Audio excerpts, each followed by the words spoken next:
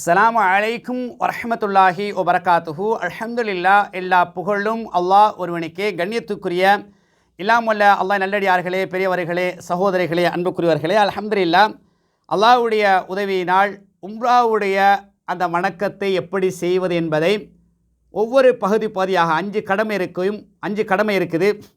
அந்த 5 கடமையையும் ஒவ்வொன்றாக ஒவ்வொரு தொகுப்பில் உங்களுக்கு விளங்கப்படுத்திட்டு வரோம். இப்போ 4 கடமையில் படிச்சிட்டோம்.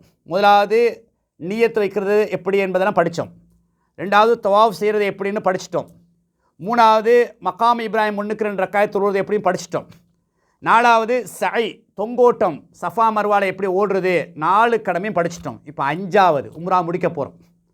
இப்போ சை செஞ்சு முடித்த உடனே அப்படியே வெளியே வாரோம். நாங்கள் வந்தால் என்ன செய்யணும்?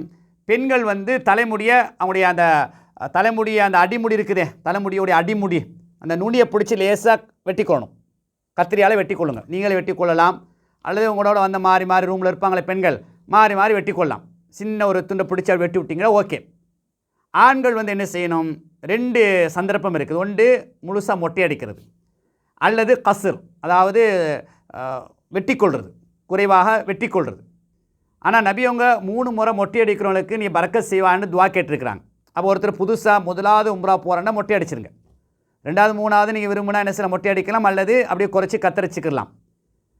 அதனால் என்ன செய்யுங்க, மொட்டை அடிக்கக்கூடிய அமைப்பை ஏற்படுத்திக்கொள்ளுங்க. அதே நேரம் நீங்கள் வெளியே வரும்போது பார்ப்பீங்க, சில ஆளுக்கு கத்திரியோட சின்ன பிள்ளைகள் பெரிய ஆளுக்கு இருப்பாங்க. முடியாது, இன்னும் கொஞ்சம் எலி கத்தரிக்கிற மாதிரி இன்னும் கொஞ்சம் வெட்டுறது, இன்னும் கொஞ்சம் வெட்டுறது, அது சரி வராது. இந்த வெட்டெல்லாம் சரி வராது. ஒன்று முழுசு மொட்டை அடிக்கணும், அல்லது முழு எல்லா இடத்துலையும் கத்திரி படணும். முடியை கொஞ்சம் குறைக்கணும். சில ஆளுக்கு என்ன செய்கிறது, இங்கே கொஞ்சம் பிடிச்சி வெட்டுறது, இன்னும் கொஞ்சம் பிடிச்சி வெட்டுறது, இன்னும் கொஞ்சம் பிடிச்சி வெட்டுறது, இன்னும் கொஞ்சம் பிடிச்சி வெட்டுறது, முடிஞ்சிட்டு. அப்போ இது பிழையான அமைப்பு. ஒன்று முழுசு மொட்டை அடிங்க, அல்லது கத்திரி என்ன செய்யணும், எல்லா இடத்துலையும் படக்கூடிய அளவுக்கு என்ன செய்யுங்க, குறைச்சி முடிய வெட்டக்கூடிய. பாபர் சாபு போங்க, சலூன் கடை இருக்குது, அவங்களுக்குள்ள நிறைய இருக்குது. 5 ரியால் எடுப்பாங்க, 10 ரியால். மொட்டை அடிக்கணுன்னா 5 ரியால் எடுப்பாங்க, முடி வெட்டுறன்னு சொன்னால் 10 ரியால் எடுப்பாங்க. அதான் என்ன செய்யலாம், உங்களோட லேஸுக்கு நீங்கள் லேசாக 4-5 முடியை மட்டும் பிடிச்சி வெட்டிடாதீங்க. அடுத்து நீங்கள் கவனிங்க, அந்த இடத்துல யாரும் அப்படி செய்யாதீங்க. அது புனிதமான இடம். அந்த இடத்துல முடியை வெட்டி ஆளுக்க போட்டுட்டு போகிறாங்க. அந்த சின்ன பிள்ளைகள் அந்த இடத்துல வெட்டுறவங்க, அவங்களுக்கு அதெல்லாம் முக்கியமில்லை. அவங்களுக்கு வெட்டி விட்டோன்னா உங்கள்கிட்ட 2 ரியால் 3 ரியால் 5 ரியால் எடுத்துகிட்டு போயிடுவாங்க.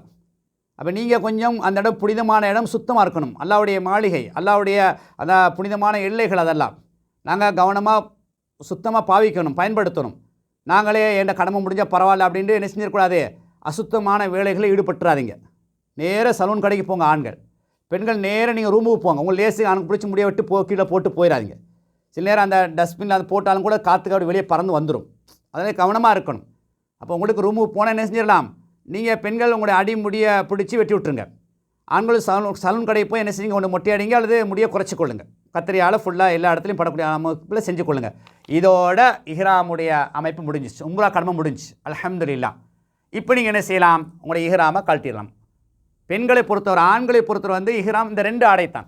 இந்த உள்ளாடையெல்லாம் அணியலாம். உள்ளாடை எந்த ஆடையும் ஆண்கள் அணியக்கூடாது. சில ஆளுக்கு தெரியாமல் அணிஞ்சிட்டு வந்துடுறாங்க. எல்லாம் உம்ரால முடிச்சது பிறகு தான் பேசிகிட்டு இருக்கும்போது மூலம் இல்லையே தெரியாமல் நான் உள்ளாடை அணிஞ்சிட்டு வந்துட்டேனே அப்படின்னு சொல்லுவாங்க. அப்போ இதெல்லாம் நீங்கள் உம்ரா போகும்போது இந்த விஷயத்தை படிச்சுக்கொள்ளணும். அப்போ ஆண்கள் தெளிவாக விளையும் கொள்ளுங்க. நீங்கள் இஹ்ராம் கட்டுற நேரத்தில் உங்களுக்கு 2 ஆடை தான். இந்த இப்படி மேலாடை உண்டு, கீழாடை உண்டு, ஒரே சைஸில் இருக்கும். 2வது பெண்கள் நீங்கள் வேண்டிய வளமையாக உடுத்துறது ஹபாயா தான். வேண்டிய கலரில் உடுத்திக்கணும். வெள்ளையில் உடுத்தலாம், கருப்பில் உடுத்தலாம், வேண்டிய, அது பிரச்சனை இல்லை. அப்போ நீங்கள் இப்போ உம்ரா முடிச்சிட்டிங்க, மொட்டை அடிச்சிட்டிங்க, பெண்கள் முடிய வெட்டிட்டீங்க. இப்போ உங்களுடைய இஹ்ராம் உடைய சட்டமெல்லாம் முடிஞ்சு, உம்ராவுடைய கடமையும் முடிஞ்சு, அல்ஹம்துலில்லாஹ்.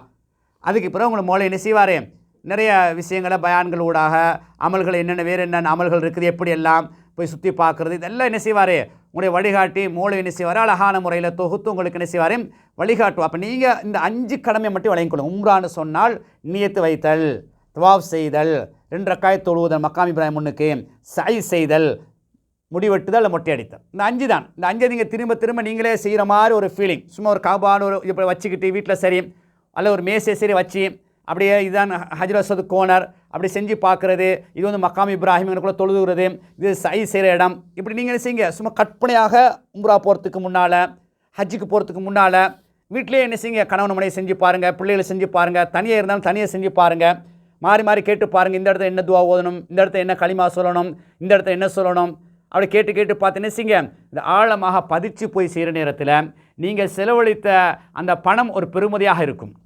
நீங்கள் செலவழித்த அந்த நேரங்கள், காலங்கள், ஒதுக்கிய அந்த தியாகங்கள் பெறுமதியாக இருக்கும்.